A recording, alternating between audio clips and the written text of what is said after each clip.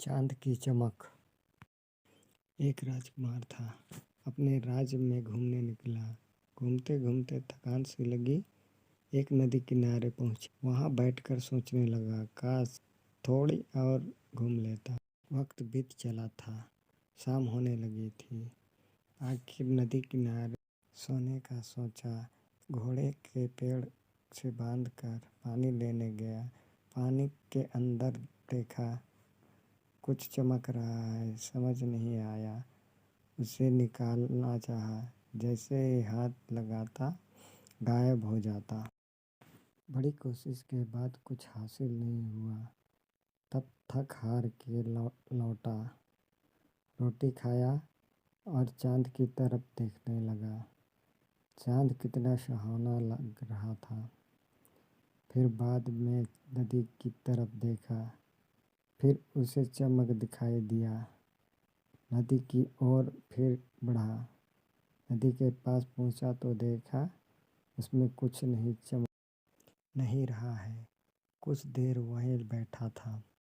समय जैसे बढ़ते गया, वैसे चांद की रोशनी और चमकने लगी। राजकुमार सोचने लगा, काश चांदनी मेरे घर में रोज आता, चमक कर घर रोशन करता। सवेरा हुआ, फिर राजकुमार अपने सफ़र पर निकल गया। कई जगह घूमा। घूमने के पश्चात अपने राज्य में वो गया और अपने मंत्रियों को सुनाया कि नदी में सोने का भंडार है। अगर हम सोना लेकर घर आए तो हमारा राज्य खुशहाली से भर जाएगा। सभी मंत्री सोचने लगे, ऐसा कौन सा नदी है जिसमें सोना भरा है, हम भी तो जाकर देखें। उस नदी किनारे पहुँचे, शाम का इंतज़ार किया। रात हुई और उन्हें घनघोर अंधेरा दिखाई दिया। कुछ देर पश्चात चाँद निकला। चाँद की रोशनी से नदी जगमगाने लगा।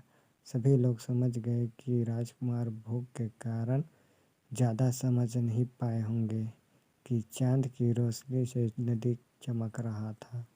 वापस आकर सारी बातें राजकुमार को समझाया गया।